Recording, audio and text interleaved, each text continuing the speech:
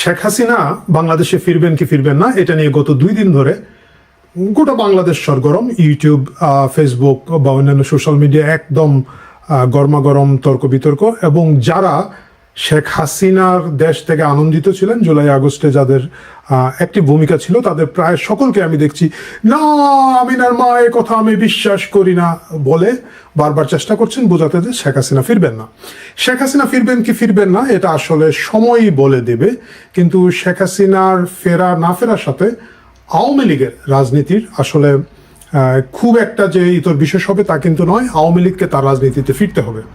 আমি ভাবছিলাম মাত্র কয়েকদিন আগের ঘটনা, পশ্চিমবঙ্গে তৃণমূল কংগ্রেস মমতা ব্যানার্জির নেতৃত্বে তারা দীর্ঘদিন ক্ষমতা ছিলেন, প্রায় সমসাময়িক। শেখ হাসিনার পরে উনি 2011 সালে ক্ষমতায় এসেছিলেন, নিয়মতান্ত্রিকভাবে রাজনীতি করেছেন এবং তার বিরুদ্ধে কোনো ধরনের অভ্যুত্থান বা কোনো ধরনের মিছিল মিটিং সংগ্রাম যুদ্ধের মাধ্যমে তাকে ক্ষমতাচ্যুত করা হয়নি। নিয়মতান্ত্রিক নির্বাচনের মাধ্যমে তিনি গিয়েছেন, 80টা সিট পেয়েছেন। তারপরেও নির্বাচনের 80 ঘন্টা পার হওয়ার আগে তার দল ভুজবাজির মতো প্রায় উবে গিয়েছে।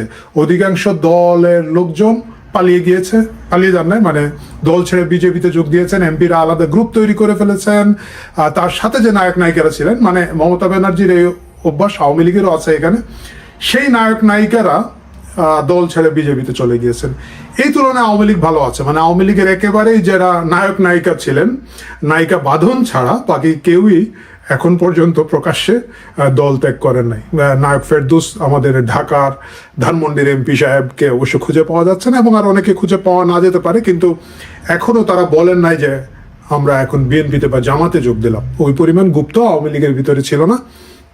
সুতরাং দেখা যাচ্ছে দল হিসাবে তাদের স্ট্রাকচারটা বেটার পজিশনে আছে, তাদের সাংগঠনিক শক্তিটা অনেক বেশি ভালো অবস্থা আছে। এত কিছুর পরে জুলাই আগস্টের এত যুদ্ধ জিজ্ঞাসা এবং একটা বিরাট রাজনৈতিক পট পরিবর্তনের পরেও তারা বেশ ভালোভাবে টিকে আছেন। আওয়ামী লীগের কেন্দ্র থেকে শুরু করে একেবারেই তৃণমূলের গ্রামের ওয়ার্ড পর্যায়ের যে নেতাটা কর্মীটা তাকেও কিন্তু দল ছাড়তে দেখা যায় নাই। গুপ্তদের কথা আলাদা, তারা তো আসলে দলে ছিলই না, তারা তাদের মতো করে আগে থেকে চলে গিয়েছেন। যাই হোক, সুতরাং আওয়ামী লীগ এই দেশের রাজনীতিতে প্রাসঙ্গিক থেকেই যাচ্ছে। আপনারা দেখবেন এখন কিন্তু সরকারে বিএনপি এবং বিরোধী দলে জামাত, কিন্তু জামাতকে নিয়ে কোনো আলোচনা নাই। বিরোধী দল বলতে এখনো আওয়ামী লীগ, যারা আসলে কোনোভাবেই তাদের অফিসিয়ালি কার্যক্রম নিষিদ্ধ আইন করে তাদের কার্যক্রম নিষিদ্ধ করে দেওয়া হয়েছে, তাদের কোনো ধরনের বৈধ রাজনৈতিক কর্মতৎপরতা নেই, মিডিয়া তাদের জন্য ব্লক করে দেওয়া হয়েছে। কিন্তু সবকিছুর পরেও আওয়ামী লীগই এখনো বিরোধী দল হিসেবে টিকে আছে বা প্রবল বিক্রমে রাজনৈতিক পরিবেশকে নিয়ন্ত্রণ করছে। যারা আওয়ামী লীগের পক্ষে আছেন এবং যারা আওয়ামী লীগের বিপক্ষে আছেন সকলেই আওয়ামী লীগ নিয়েই কথা বলছেন। এর মানে হচ্ছে এই দলটাকে চাইলেই এই মুহূর্তে মুছে দেওয়া যাচ্ছে না। সুতরাং আসুন আজকে আমরা দেখি যে যদি শেখ হাসিনা আসেন, অপ্রস্তুত আওয়ামী লীগ, বা যদি শেখ হাসিনা নাও আসেন তারপরে অপ্রস্তুত আওয়ামী লীগ এইভাবে রাজনীতিতে জনমানুষের মুখে, আমার আপনার মুখে, ফেসবুকের টকশোতে এবং ইউটিউবের প্যাচালে এবং কতদিন কিভাবে টিকে থাকবে। এভাবে একটা রাজনৈতিক দল আসলে দীর্ঘদিন টিকে থাকতে পারে না। রাজনীতিতে আপনাকে সবসময় প্রোঅ্যাক্টিভ হতে হবে এবং আপনাকে লিডারশিপের জায়গাটা নিতে হবে। কেউ একজন কিছু একটা করে দিবে, আমি ধরি মাছ না ছুঁই পানি, কিছুই করব না, এইভাবে আসলে রাজনীতিতে প্রোঅ্যাক্টিভ ডিসিশন না নিলে টিকে থাকা যাবে না। এই মুহূর্তে আসলে সেক্ষেত্রে আওয়ামী লীগের কি করা উচিত সেটা নিয়েই আমাদের আজকের আলোচনা। আমি এখানে 5টা পয়েন্ট নোট করেছি। আপনাদের কাছে যদি মনে হয় এই 5টার সাথে আপনারা দ্বিমত থাকেন অবশ্যই কমেন্টে জানাবেন, এবং যদি আরও কিছু যোগ করার থাকে সেটা কমেন্টে জানাবেন, আমরা পরবর্তীতে হয়তো সেগুলো নিয়ে আলাপ করব। নাম্বার 1, জুলাই। আওয়ামী লীগকে জুলাই ডিল না করে রাজনীতি করা আর সম্ভব হবে না, এটা হচ্ছে বাস্তবতা। জুলাই কিভাবে ডিল হবে? জুলাইতে আসলে আওয়ামী লীগের দায়ভার কতটুকু সেটা তাকে নির্ধারণ করতে হবে এবং আওয়ামী লীগের একটা অফিসিয়াল বক্তব্য দরকার। অনেকে বলে থাকেন আওয়ামী লীগ ক্ষমা চায় না, আওয়ামী লীগ ক্ষমা চাইবে। রাজনৈতিক বাস্তবতা হচ্ছে আওয়ামী লীগ এটার জন্য কোনো ধরনের দায় দায়িত্ব বা ক্ষমা হয়তো চাইবে না, কিন্তু আওয়ামী লীগকে বলতে হবে আসলে কি ঘটেছিল। তারা যদি ষড়যন্ত্রের শিকার হয়ে থাকেন, কিভাবে ষড়যন্ত্র হয়েছিল, কি হয়েছিল সেটা তাদেরকে বলতে হবে। কিভাবে এটা করা যায়, যেমন ধরুন জুলাইয়ে জাতিসংঘের একটা রিপোর্টে বলা হয়েছে প্রায় 1,500 লোক মারা গিয়েছেন, 1400 থেকে 1500, 1400 বোধহয় বলেছেন বা 1500 লোক মারা গেছেন। এর বিপরীতে যারা আওয়ামী লীগ সমর্থক বা আরো অন্যান্যরা বলেন না না না, সরকারি হিসাবে মাত্র 865 জন লোক মারা গিয়েছে। ভাই, এখানে সংখ্যাটা ম্যাটার করে না। আপনি 1,500 লোক মারা যান বা 865 জন লোক মারা যান, এইটার জবাবদিহিতা আওয়ামী লীগ তখন সরকারে ছিল, তাদেরকে বলতে হবে কোন প্রেক্ষাপটের কারণে এই লোকগুলা মারা গিয়েছেন।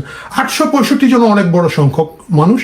আমার কথা হচ্ছে, যদি 8 জন মানুষও সরকার থাকা অবস্থায় প্রাণ হারান, এর দায় দায়িত্ব কারা নিবে, কি কারণে ঘটেছে, এই জিনিসটা পরিষ্কার একটা বয়ান আওয়ামী লীগের পক্ষ থেকে থাকতে হবে। অনেকগুলো মৃত্যু, যাদেরকে জুলাই শহীদ বলা হয়, তাদের ব্যাপারে কিন্তু অনেক প্রশ্নবিদ্ধ। প্রথম কথা হচ্ছে 5 আগস্ট সরকার পতনের পর, সেটা যদি আমরা বলি, ধরেন দুপুর 12টার পরে যে হত্যাগুলো হয়েছে, যে মারাগুলো দিয়েছেন, যে জাতিসংঘে যে 1400 বলছেন, 800 বা 900 পরেও যদি ধরি, বাকি 500-600 লোক, এদেরকে কারা হত্যা করেছেন? এরা কি আগে আহত ছিলেন, পরবর্তীতে মারা গিয়েছেন, নাকি পরবর্তীতে তারা মারা গিয়েছেন? ধরে ধরে এই প্রতিটি সংখ্যাকে নিয়ে আসলে আওয়ামী লীগের একটা গবেষণা থাকা উচিত, এবং এই গবেষণাটা সুস্পষ্ট হওয়া উচিত। আমি একটা উদাহরণ দিতে পারি। যেমন ধরেন, মিরপুরে মারা গিয়েছেন একজন তরুণী, তানহা নাম। তিনি কিন্তু 5 আগস্ট আনন্দ সরকার পতনের পর আনন্দে গিয়েছেন, গণভবনে গিয়েছেন, গণভবন থেকে হেঁটে হেঁটে বাড়ি ফিরেছেন, মিরপুরে ফিরেছেন সন্ধ্যা 7টায়। সন্ধ্যা 7:30টার সময় যখন তিনি জানালার পাশে দাঁড়িয়ে চুল আঁচড়াচ্ছিলেন, মানে বাসায় ফিরেছেন সারাদিনের ক্লান্ত শ্রান্তর পরে, তিনি গুলিবিদ্ধ হয়ে মারা গিয়েছেন। এই মৃত্যুর দায়ভার কে নেবে? কারণ আওয়ামী লীগ তো সকাল থেকে নাই, এবং পুলিশ, আমরা ধরে নিচ্ছি পুলিশ হত্যা করেছে, পুলিশের লোকজন একেবারে কেন্দ্রীয় যারা ছিল, এরা হেলিকপ্টারে পালিয়ে গিয়ে সেনানিবাসে আশ্রয় নিয়েছে। আমরা জানি অনেকেই পালিয়ে চলে গিয়েছে। এই জায়গায় থানাগুলো আক্রান্ত, পুলিশরা নিজেদের যান বাঁচানোর জন্য বিভিন্ন জায়গায় থানায় তাদেরকে পুড়িয়ে মারা হচ্ছে, হত্যা করা হচ্ছে, যারা পারছে তারা পালিয়ে যাচ্ছে। এই অবস্থায় পুলিশ নিশ্চয় সন্ধ্যা 7টা পর্যন্ত বন্দুক নিয়ে বসে নাই যে জানালা ধরে ধরে গুলি করবে। এই হত্যাগুলো কেন হয়েছিল, কারা করেছিল? সাভারের যে ঘটনাটা খুবই বিভৎস একটা ঘটনা, আমরা সকলেই জানি, যেখানে লাশ পুড়িয়ে ফেলা হয়েছিল পুলিশের গাড়িতে অসংখ্য, এবং এটা ব্যাপক আলোচিত। এই ঘটনাটা ঘটেছিল কিন্তু ক্ষমতায় থেকে আওয়ামী লীগ চলে যাওয়ার পরে। কেন তখন লাশ পোড়ানো হয়েছিল, এরা কি কারণে গিয়েছিলেন, থানা আক্রমণ করতে গিয়েছিলেন কিনা না, এই যে স্পেসিফিক ঘটনাগুলো, এই যে 1400 লোক হত্যার কথা বলা হয়, এখানে কি এসআই সন্তোষ আছেন, যার কথা হবিগঞ্জের ছাত্রনেতা মাহাদি গর্ব করে বলেছেন আমরা তো এদেরকে পুড়িয়েছি? এইভাবে ধরে ধরে একটা একটা করে হত্যার এক একজন নিহত মানুষের কেসগুলো স্টাডি করতে হবে, এবং এটা একটা সুস্পষ্ট স্পেসিফিক রিপোর্ট, আওয়ামী লীগের একটা বয়ান অবশ্যই অবশ্যই জনসাধারণের সামনে থাকতে হবে। এটা যদি না থাকে, তাহলে কিন্তু এই সকল মৃত্যুর দায়ভার নিয়ে আওয়ামী লীগকে রাজনীতি করতে হবে, এবং এত মৃত্যুর দায়ভার নিয়ে আওয়ামী লীগের পক্ষে রাজনীতি করা সম্ভব হবে না। কোন কারণে, কোন স্পেসিফিক কারণে কোন ঘটনাটা ঘটেছে, এইটা অবশ্যই গবেষণার মাধ্যমে বের করতে হবে। এখন অনেকেই বলবেন যে ভাই, আমরা তো সকলে আওয়ামী লীগের লোকজন জেলের মধ্যে পলাতক, বাড়ি ঘরে গেলে নিজেই পিটা খেয়ে মারা যাচ্ছি, আমরা এই গবেষণা কখন করব, কিভাবে করব? অবশ্যই এইটা দলীয়ভাবে আওয়ামী লীগ করলে হবে না, এবং এটা গ্রহণযোগ্য হবে না। এই ক্ষেত্রে অবশ্যই একটা তৃতীয় পক্ষ নিতে হবে। এবং আমার ভাই, আওয়ামী লীগ আপনাদের সম্পর্কে বলা হয় অনেক টাকা পয়সা আপনারা কামিয়েছেন গত 16-17 বছর। যাই হোক, এই একটা আন্তর্জাতিক গবেষণা সংস্থা দরকার। খুব ভালো হয় যদি সাদা চামড়া হয়, বিদেশ থেকে পাঠানো হয়, নিরপেক্ষ এবং ইন্টারন্যাশনাল রেপুটেড একটা গবেষণা সংস্থা যাবে, এবং তারা গবেষণা করে বলবে যে এই ঘটেছিল। এর বাইরে আমাদেরকে জানা দরকার, জুলাই থেকে আগস্ট পর্যন্ত আওয়ামী লীগের যে রাজনৈতিক ভুলগুলো হয়েছিল, এইগুলোর পিছনে কারা ছিল। কারা মনে করেন যে মানুষ যখন রাস্তা মারা যাচ্ছে, তখন শেখ হাসিনাকে নিয়ে গিয়েছে মেট্রো রেলের পোড়া টেবিল দেখানোর জন্য? কারা এবং কেন ভিটিভি ভবনে আগুন লেগেছে বলে ওইখানে নিয়ে শ্রমিক আইসারদেরকে দাঁড় করিয়ে কান্নাকাটি করাচ্ছিল? কারা ধরেন ওই সময়কার যে শেখ হাসিনার জাতির উদ্দেশ্যে বক্তব্য ছিল, সেই বক্তব্যটা কে লিখে দিয়েছিল, কারা ড্রাফট করেছিল, এবং কেন সেটা যথেষ্ট পরিমাণ মানুষের যেটা শোনার আকাঙ্ক্ষা ছিল সেটার মধ্যে ছিল না? এটা কিন্তু আপনাদের মনে রাখতে হবে। দিন ব্যাপক বিরূপ প্রতিক্রিয়া হয়েছিল। সুতরাং এই দায় দায়িত্ব কতটুকু আওয়ামী লীগের, কতটুকু বহিঃশক্তির, কতটুকু ষড়যন্ত্র, কি কি ষড়যন্ত্র হয়েছিল, আমি নিশ্চিত শেখ হাসিনা এগুলো জানেন। আন্তর্জাতিক ষড়যন্ত্র কোন কোন পর্যায়ে হয়েছিল, কারা তাকে কি বলেছিল, কোন দূতাবাসগুলো থেকে, কোন গোয়েন্দা সংস্থাগুলো থেকে কোন রিপোর্ট তারা পেয়েছিলেন, কিভাবে বিভ্রান্ত হয়েছিলেন, কতটুকু সিদ্ধান্ত তাকে নিতে হয়েছিল, কিভাবে নিতে হয়েছিল, পুরো জিনিসটা যতক্ষণ পর্যন্ত ডকুমেন্টেড না হবে, যতক্ষণ পর্যন্ত একটা দলিলবদ্ধ না হবে, ততক্ষণ পর্যন্ত এই জবাবদিহিতার দায়ের অংশটুকু আওয়ামী লীগ এড়াতে পারে না। এখন আসুন আমাদের দ্বিতীয় পয়েন্টে আমার কাছে মনে হচ্ছে যে আওয়ামী লীগের উচিত মিডিয়া স্ট্র্যাটেজি ঠিক করা। এটা খুবই উদ্ভট এবং অদ্ভুত বিষয় হচ্ছে যে আওয়ামী লীগ খুব র্যান্ডম কি যেন মিডিয়া করে থাকে। প্রথম কথা হচ্ছে তাদেরকে দেশের মিডিয়া ব্লক করা হয়েছে, অবভিয়াস এই জিনিসটা এর আগেও করা হয়েছিল, তারেক রহমানের বক্তব্য প্রচারও নিষেধাজ্ঞা দেওয়া হয়েছে, কিন্তু আজকালকার যুগে আসলে বিধিবদ্ধ মিডিয়া ব্লক করে দিয়ে কারো বক্তব্য বা কারো কথাবার্তা প্রকাশ এবং প্রচার করা ইন্টারনেটের যুগে আসলে অসম্ভব একটা বিষয়। সেক্ষেত্রে আওয়ামী লীগ কোনো ধরনের একটা কেন্দ্রীয় মিডিয়া সেট আপ তৈরি করতে হবে। আন্তর্জাতিক মিডিয়া তারা কিভাবে ডিল করবে সেটা তাদেরকে ঠিক করতে হবে, স্থানীয় মিডিয়া তারা কিভাবে ডিল করবেন সেটা তাদেরকে ঠিক করতে হবে, সোশ্যাল মিডিয়া তারা কি করবেন সেটা ঠিক করতে হবে। খুবই উদ্ভট কাহিনী আমি দেখি, যেমন ধরেন মানে কারো প্রতি ডিসরেসপেক্ট প্রকাশ করছি না, যেমন ধরেন আওয়ামী লীগের একটা ফেসবুক পেজ আছে, এখানে প্রায় দেখি লাইভ হয়। যারা লাইভ করেন তারা হয়তো দলীয় কর্মী, তারা হয়তো এই ক্রাইসিস মুহূর্তে এসে চেষ্টা করছেন দলকে সার্ভ করতে, আমি তাদের উদ্যোগকে অ্যাপ্রিসিয়েট করি। কিন্তু মনে রাখতে হবে একটা বড় রাজনৈতিক দলকে এগুলো প্রফেশনালি হ্যান্ডেল করতে হয়। আওয়ামী লীগের উচিত হবে প্রফেশনাল সাংবাদিক, professional journalist, professional social media expert যারা এই কাজগুলো করে থাকেন অভ্যস্ত, তাদেরকে দিয়ে করা। আদারওয়াইজ র্যান্ডম দুইটা লোককে বসে, তৃতীয় একজন লোক বসে কি যেন প্রশ্ন করে, কি করে না করে, দর্শকরা আসলে এটা দেখে না। কি বক্তব্য যাবে, কিভাবে যাবে, কোন ইস্যুতে বক্তব্য যাবে, এই জিনিসগুলো পরিষ্কার নয়, এই জিনিসগুলো অ্যালাইন না। এই জিনিসগুলো অ্যালাইন করা খুব জরুরি, কারণ এটা ছাড়া হবে না। আওয়ামী লীগের উচিত হচ্ছে তাদের যারা মিডিয়া পুল ছিলেন, যারা একসময় দোসর সাংবাদিক ছিলেন, তাদের সাহায্য নেওয়া, তাদেরকে এখানে ডেকে আনা। কেন ভাই, প্রায় আমি তো শুনেছি 200-250 সাংবাদিককে তখন পূর্বাচলে আপনারা প্লট দিয়েছেন। এদেরকে ডাকেন, তারা এই ক্রাইসিসের সময় এসে সার্ভ করুক, এবং তারা যদি সার্ভ না করে তাদের নাম ঘোষণা করে দেন আপনারা। তারা কি সুবিধা নিয়েছে আমি তো অনেককে জানি, অনেক সাংবাদিকরা জানি শেখ হাসিনা মাথায় বা পিঠ চাপড়ে দিচ্ছেন, এই ছবি ফেসবুকে দিয়ে ব্যবসা করেছেন, সচিবালয়ে দালালি করেছেন, এবং জুলাইয়ের সময় ঠিকই সপরিবারে রং বদল করে শেখ হাসিনা খারাপ, আওয়ামী লীগের ফাঁসি চাই ইত্যাদি ইত্যাদি শুরু করে দিয়েছেন। এদের নাম তালিকা দেন, এরা তো ব্যাপক হারে আপনাদের কাছ থেকে সুযোগ সুবিধা নিয়েছেন। এখন আগে পিঠে খাইছে, এখন পেটে খাইছে, এখন ধরেন পিঠ দিয়ে বয়ে দিয়ে এরা। আর এরা যদি না দেয় কোনো সমস্যা নেই, আপনারা একেবারেই প্রফেশনাল এজেন্সি দরকার হলে হায়ার করেন, এক্সপার্ট হায়ার করেন, করে মিডিয়াটাকে আপনারা একটা সিস্টেমে নিয়ে আসেন। আপনাদের একটা কেন্দ্রীয় মিডিয়া সেল থাকা দরকার, একজন প্রফেশনাল সম্পাদক থাকা দরকার, তার মধ্য দিয়ে সোশ্যাল মিডিয়া ইউনিট আলাদা থাকবে, মেইন স্ট্রিম মিডিয়া ইউনিট আলাদা থাকবে, আন্তর্জাতিক সংবাদ সংস্থাগুলোর সাথে কারা যোগাযোগ করবেন তারা আলাদা থাকবেন, এবং তারা প্রতিনিয়ত আপনারা পরিকল্পনা করবেন কোন মেসেজটা কিভাবে যাবে। এইটা যদি না করেন, বিশৃঙ্খল এবং বিচ্ছিন্নভাবে যদি আপনারা করতে থাকেন, আপনাদের বক্তব্য আসলে দেশ এবং বিদেশের কারো কাছে পৌঁছাবে না। পৌঁছালে এটা খুব কনফিউজড অবস্থায় পৌঁছাবে, এবং এটার আসলে কোনো সারবত্তা থাকবে না। শুধু টিকে থাকার জন্য টিকে থাকার, ডেইলি সকালে উঠে একটা কিছু করা, সেটা আসলে একটা বড় রাজনৈতিক দল বা একটা সংস্থার জন্য কোনোভাবেই ফলদায়ক না, এটা থেকে কোনো ইম্প্যাক্ট তৈরি হয় না। তৃতীয় খুবই জরুরি বিষয় হচ্ছে আপনারা জেনজিদেরকে কিভাবে ডিল করবেন। এটা আপনাদেরকে মনে রাখতে হবে, যেভাবেই দেখেন না কেন, আন্দোলনে যারা মারা গিয়েছেন তাদের বড় সংখ্যক জেনজি, আন্দোলন যারা পরিচালনা করেছেন বলতে আমি বলছি না যে যারা ওই ডিজিএফ এর গাড়িতে গিয়ে হাসনা সার্জিস ঘোরাঘুরি করে পরিচালনা করেছে, ওই পরিচালনা, ওইটা মূলত ছাত্র শিবির করেছে এদের মুখ সামনে রেখে, এটা আমরা সকলেই জানি। কিন্তু সাধারণ ছাত্রছাত্রী, তরুণী যারা নেমেছিলেন, বেসরকারি বিশ্ববিদ্যালয়, সরকারি বিশ্ববিদ্যালয়, মাদ্রাসার ছাত্রছাত্রী যারা একেবারেই সাধারণভাবে নেমেছিলেন, তাদের সাথে আপনাদের যোগসূত্র সম্পর্ক কিভাবে পুনঃস্থাপন তৈরি করতে হবে। একটা জিনিস মনে রাখবেন, যখন জুলাই আগস্টে একেবারে আন্দোলন শুরু হয়, তখন আমি ফেসবুকে বলেছিলাম যে গোটা একটা প্রজন্মকে চ্যালেঞ্জ করে আপনারা রাজনীতি করতে পারবেন না।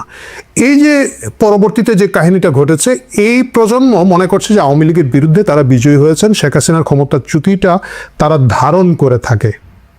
এটা কিন্তু একটা বড় স্পিরিটের বিষয়। ধরেন আমরা যারা এরশাদ বিরোধী আন্দোলনে ছিলাম, আমি যদি সেই সময়টা বলি, আমরা কিন্তু এর পরবর্তীতে আর এরশাদের প্রতি কোনো ধরনের মমত্ব দেখাই নাই। আজকে এতদিন পরে যদি বলেন, আমি ভেবে দেখি যে এরশাদের ক্ষমতা কিন্তু আসলে এত খুব একটা খারাপ ছিল না, তুলনা যদি করি অন্যদের সাথে, বেচারার এমন মহা কিছু ছিল না। কিন্তু ওই জেনারেশনের সাথে এরশাদের যে গ্যাপটা তৈরি হয়েছিল, সেটা কিন্তু এখনও রয়ে গেছে। সেম ঘটনা হবে জেনজির সাথে আওয়ামী লীগের, এবং সেটা আওয়ামী লীগ যদি তার মতো করে ডিল না করতে পারে, সম্পর্ক পুনঃস্থাপন না করতে পারে, এটা করার অনেক পথ আছে, বুদ্ধি আছে, কৌশল আছে, সেগুলা সকলেই জানে। আমি জানি না আওয়ামী লীগ জানে কিনা না, বাট এগুলোকে প্রয়োগ করে এই জেনারেশনের মধ্যে তাদের বক্তব্যটা তুলে ধরার বিষয় আছে। পরবর্তী জেনারেশন হচ্ছে জেনারেশন আলফা। জেনারেশন আলফাকে এখন থেকেই সে বক্তব্যটা দিতে হবে, কারণ তারা যখন প্রাপ্তবয়স্ক হবেন, তারা যাতে পুরো রাজনৈতিক পরিস্থিতিটা বুঝে তারপরে তাদের মতো করে একটা সিদ্ধান্ত নিতে পারেন। নাম্বার 4, রাজনীতি। আওয়ামী লীগের রাজনৈতিক অবজেক্টিভ আগামী 5 বছর কি হবে, তারা কি হলে কি হতে পারে, তাদেরকে যদি আইনের মাধ্যমে পুরোপুরি ব্যান করে দেওয়া হয় তাহলে তারা কি করবেন, এই জিনিসটা তাদেরকে বুঝতে হবে। তারা কেউ ভিন্ন নামে আসবেন নাকি তারা ব্যান হিসাবেই থাকবেন। তারা, আমি ওই যে মাঝখানে কয়েকদিন আগে একটা আলোচনায় বলছিলাম যে আমরা দেখেছি এই ঘটনাগুলো আন্তর্জাতিকভাবে বিভিন্ন দেশে ঘটেছে, যেখানে মূল দলটা যখন ব্যান ছিল, দীর্ঘদিন ধরে ব্লক ছিল, তখন তারা বিভিন্নভাবে পলিটিক্যাল অ্যাক্টিভিটিসটা ভিন্ন নামে ভিন্ন কৌশলে অপারেট করে সংগঠনকে জায়গায় রেখেছেন, চাঙ্গায় রেখেছেন, চালু রেখেছেন। এই জায়গাগুলোতে আওয়ামী লীগ কী ভাবছে তাদেরকে ঠিক করতে হবে। নাম্বার 2 হচ্ছে যে তাদের রাজনৈতিক প্রতিপক্ষ কারা। এখন পর্যন্ত আমি দেখি যারাই আওয়ামী লীগের পক্ষে বিভিন্ন জায়গায় কথাটা তো বলেন, যারা নেতারা আছেন তারা সকলেই ইউনূস খারাপ, ইউনূস খারাপ, ইউনূস খারাপ বলতে থাকেন। ইউনূস খারাপ, ইউনূস সম্পর্কে জাতির মোহভঙ্গ ঘটে গেছে, ডিল ফাইনাল, ডান। ইউনূস একজন বাটপার ছিল, একজন জোচ্চোর ছিল, এটা এখন নতুন করে বারবার বলার কিছু নেই। ইউনূস পর্ব এই জাতি হজম করে ফেলেছে, এবং হজম করে ফেলেছে বলেই ইউনূসের 5 বছর থাকার স্বপ্নটা তার থাকে নাই। মানে লোকজন নির্বাচন কবে দিবা বলে অনেকটা গায়ের জোরে নির্বাচন নিয়ে এসেছে, এবং নুরুল কবিরের বাসায় ভাই তোরা যা, নাকে চেপে হলেও বিএনপিকে ভোট দিয়ে একটা পলিটিক্যাল সরকারের দিকে দেশকে নিয়ে এসেছে। সুতরাং ইউনূসকে টার্গেট করে এখনো হাজার হাজার লক্ষ লক্ষ ঘটনা ঘটানোর কিছু নেই। একত্রে কি হচ্ছে, এই মুহূর্তে হচ্ছে সরকারে বিএনপি আছেন, জামাত আছে। জামাতে যদিও আপনারা অনেকেই বলেন সরকারের অংশ না, বাট আমিও জানি, আপনিও জানেন, সকলেই জানে আসলে কি ঘটনা। যাই হোক, সেক্ষেত্রে মানে আওয়ামী লীগকে সিদ্ধান্ত নিতে হবে বিএনপির সাথে তারা কি ডিল করবে। বিএনপি মাত্র সরকারে এসেছে, তাদেরকে কি সময় দেওয়া হবে, তাদেরকে কি সহযোগিতা করা হবে, নাকি তাদের বিরুদ্ধে প্রবল প্রতিরোধ, তাদের যে কোনো কাজকে চ্যালেঞ্জ করা হবে, কতটুকু যাবে। বাট এটা মনে রাখতে হবে যে রাজনীতিতে এই মুহূর্তে নিয়ন্ত্রণ করছে বিএনপি সরকার হিসাবে, এবং সুতরাং আওয়ামী লীগকে ইউনূস পর্ব, ইউনূসের দুঃস্বপ্ন ভুলে গিয়ে বর্তমানে ফিরে আসতে হবে, এবং বর্তমানের রাজনীতিগুলোকে ডিল করতে হবে। এর মধ্যে আবার অনেকগুলো আছে মাইনকা চিপা, যেমন ধরেন যুক্তরাষ্ট্রের সাথে যে চুক্তি হয়েছে, এই চুক্তিটাকে আওয়ামী লীগ এন্ডোর্স করবে, প্রতিরোধ করবে, প্রতিহত করবে, এবং এই ধরনের বিভিন্ন যে ব্যাপারগুলো আছে সেন্সিটিভ এবং স্পর্শকাতর, এগুলোতে আওয়ামী লীগের বক্তব্য কী হবে, কি আদৌ কি এড়িয়ে যাবে, চুপ থাকবে, এই জিনিসগুলো ঠিক করতে হবে। বাট রাজনীতি যেটাই করতে হবে সেটা বিএনপি এবং জামাতের সাথে এখনকার সময়ে মিলিয়ে তাকে রাজনীতিটা নির্ধারণ করতে হবে। আমার পঞ্চম এবং এই পর্বের শেষ জিনিসটা আমি যেটা মনে করি যে আওয়ামী লীগের করা উচিত, সেটা হচ্ছে স্থানীয় সরকার নির্বাচন। আমরা জানি যে আগামী 2-1 মাসের মধ্যে স্থানীয় সরকার নির্বাচন শুরু হতে যাচ্ছে, এবং এই বছর ডিসেম্বরের মধ্যেই সিটি কর্পোরেশন, ইউনিয়ন পরিষদ নির্বাচন, পৌরসভা নির্বাচন, হয়তো উপজেলা নির্বাচনও, এটা পরিষ্কার না আমি, কিন্তু এই নির্বাচনগুলো হয়ে যাবে। এই নির্বাচনগুলো নির্দলীয়ভাবে হবে। গত সংসদ নির্বাচনে আওয়ামী লীগ অংশ নিতে পারে না, যদিও তারা বলছে কেন আমাদেরকে নিতে দেওয়া হয় নাই। আমার কাছে মনে হয়েছে যে আওয়ামী লীগ সেই মুহূর্তে সংসদ নির্বাচন পরিচালনা করার মতো অবস্থায় ছিল না। তাদের নেতারা প্রায় 1.5 শতাধিক এমপি, সাবেক এমপিরা জেলে, কারাগারে, বাকিরা বাইরে, কর্মীরা আহত নিহত এবং মামলায় জর্জরিত, অধিকাংশই কারাগারে। সেটা বাস্তবতা ছিল না, এখনও সেই বাস্তবতাই বহাল। কিন্তু সুবিধাটা হচ্ছে জাতীয় সংসদ নির্বাচন দলীয় ব্যানারে হতো, দলীয় মার্কায় হতো, এবং নৌকা মার্কা ছাড়া সেখানে আসলে আওয়ামী লীগের অংশগ্রহণ করে খুব একটা ফল হয়তো আওয়ামী লীগ আশা করছিল না। কিন্তু স্থানীয় সরকার নির্বাচন যেহেতু নির্দলীয়ভাবে হবে, আওয়ামী লীগের উচিত হবে, আমি মনে করি, তাদের জনপ্রিয়তা এখন এই স্থানীয় সরকার নির্বাচনগুলোতে টেস্ট করা, এবং সেটা করার জন্য তাদের উচিত স্থানীয়ভাবে যারা মুক্তিযুদ্ধের পক্ষের শক্তি আছেন, যারা হয়তো আওয়ামী লীগের রাজনীতিতে পদবিতে নাই, কিন্তু যাদের সামাজিক এবং সাংস্কৃতিক গ্রহণযোগ্যতা আছে, আর্থিক একটা অবস্থা আছে, মিনিমাম নির্বাচন করার, তাদেরকে গুছিয়ে তোলা, তাদেরকে সমর্থন দিয়ে এবং তাদেরকে টেস্ট করা। এবং এটা যদি সারা বাংলাদেশে সম্ভব না হয়, যেসব জায়গায় আওয়ামী লীগের সেই সাংগঠনিক জোর আছে বা জনপ্রিয়তা আছে, এইসব জায়গায় টেস্ট করার প্রয়োজন আছে। কারণ মানুষ আওয়ামী লীগকে নিয়ে কী ভাবছে সেটা মানুষকেই সিদ্ধান্ত নিতে হবে, এবং সেটা পরীক্ষা করতে হবে। সেটা আভ্যন্তরীণ জরিপের মাধ্যমে করতে হতে পারে এবং অন্যান্যভাবে, কিন্তু শেষ পর্যন্ত তাদেরকে নির্বাচনে এই জিনিসটা করা উচিত। এবং এই জন্য আমার কাছে মনে হয় যে আওয়ামী লীগের স্থানীয় সরকার নির্বাচনটাকে নিয়ে সিরিয়াসলি গুরুত্ব দেওয়া উচিত, এবং তাদের উচিত নির্বাচনী রাজনীতিতে ফেরত আসার চেষ্টা করা। প্রিয় দর্শক, আজকের আলাপ এখানেই শেষ করছি। আমি জানি যে আপনাদের অনেকেরই এটা নিয়ে অনেক ধরনের মত, দ্বিমত এবং বিকল্প ভাবনা থাকবে। যদি দয়া করে কমেন্টের বক্সে জানান তাহলে আমরা আলাপ করতে সুবিধা হয়। এবং অনেকেই জিজ্ঞেস করেছেন, ভাই আপনার ফেসবুক অ্যাকাউন্ট কই? আমার ফেসবুক অ্যাকাউন্ট ব্যান হয়ে গিয়েছে, এবং ইউটিউবের কয়েকটা ভিডিও অলরেডি আমি দেখেছি গ্যাব হয়ে গিয়েছে। ডক্টর ইউনূসের হাম নিয়ে একটা পর্ব করেছিলাম, ইউটিউব দ্রুত এসে সেটাকে বন্ধ করে দিয়েছে। স্যারের বিরুদ্ধে এত কড়া কথা বলা যাবে না, ঠিক আছে আমরা সফটভাবে আগামীতে বলবো, কারণ ইতিহাস তাকে নির্ধারণ করে দিয়েছে যে তার বিরুদ্ধে কড়া কথা বলুন না বলুন সে একটা ফালতু লোক ছিল।